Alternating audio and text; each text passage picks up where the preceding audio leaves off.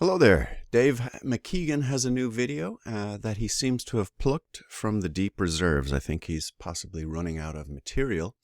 And when you look back over his old footage, you can really see that when Dave entered the field of smacking back so-called flat earthers, he did so from a position of incredible naivety and obvious ignorance when you watch the way he spoke back in the day.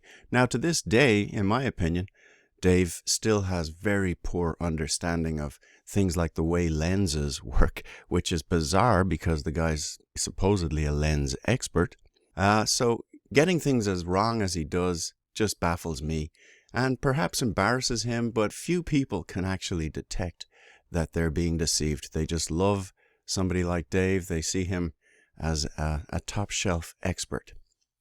I don't know why, but let's let Dave speak here for a minute, and then we'll take a look at the photograph he wants to discuss in today's video. Hello everybody, hope you're doing well and thanks for joining us for another video, where today I'd like to address misconceptions about this photo, which is quite a well-known one of Concorde. Well, just because you're calling them misconceptions, Dave, maybe it's you that's misconceiving, but we'll continue. Now, I referenced this photo in one of my earliest Flat Earth related videos about 2 years ago. That was actually a pretty embarrassing video, Dave. We'll take a moment at the end of this video to revisit some of the strange conclusions you were drawing back in the day.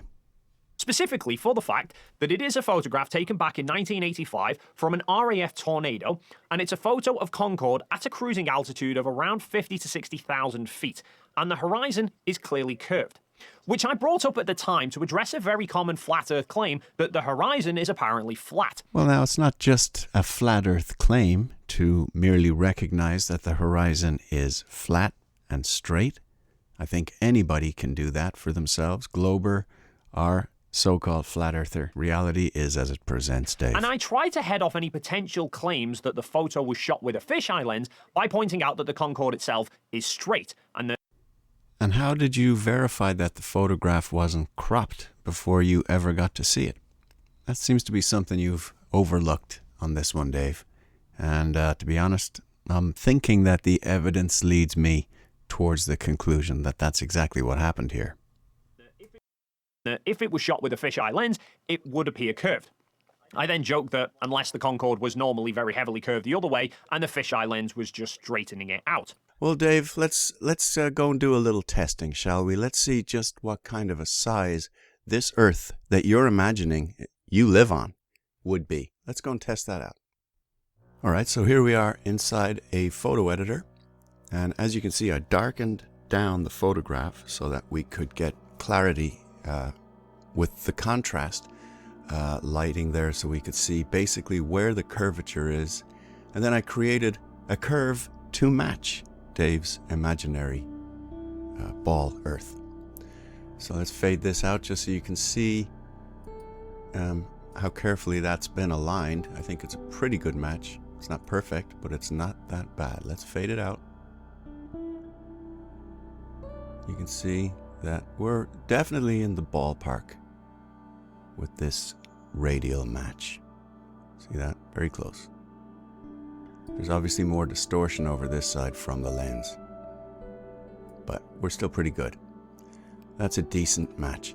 So Dave, let's take a look at the size of the Earth, considering, in your opinion, that this is true representation. You said there's no lens interference, and you spent 12 minutes making it very clear that we couldn't possibly be seeing any kind of interference from the lenses. So let's zoom back and start seeing just how big the Earth, or small the Earth would be. I've zoomed back just a little there, and you can see already that Dave's plane is taking up a significant amount of the landmass of the Earth. There's covering up perhaps as the length of Great Britain, maybe, just as a rough guess. Let's continue to zoom out. Look at that. Look at the size of Dave's plane on your imaginary sphere. Look at that thing. So this is your entire planet Earth. I watched a video by Level Earth Observer earlier today, and he was saying that I think he said it'd take about 20 minutes to fly around the Earth. My good friend, no sir. Looking at the size of this planet and considering that the Concorde could travel twice the speed of sound, I think we're talking about less than a second to do a full rotation of the Earth. But who knows? Dave maybe knows better. But yeah, this is our Concorde up here, and this is our ball Earth. Let's zoom all the way out. Look at that. What do you think of that, Dave? This is your picture here, sir, and this is your entire planet Earth. Looks ridiculous. So there's a couple of other pictures included in Dave's video. Let's zoom in a little more. Again, drag it down, and I will bring those pictures in too so we can take a look at other images that Dave in his video found to be absolutely convincing evidence that the Earth is curved. This was the one he mentioned, shot by some guy's 70s father's lens from the 70s. Preposterous, an enormous amount of the Earth being taken up there. And then he also showed us this one from another plane. And again, you know, we're just seeing too far. This is outrageous to think that we're on a planet so tiny.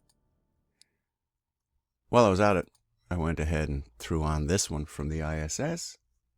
Also seems kind of ridiculous to me. I think we're seeing too much Earth. And one more for you. This is what I had to do with the recent Polaris Dawn mission. Let's reduce the levels on this one so we can just see if let's just fade it out, see if I got a good match on the radius there.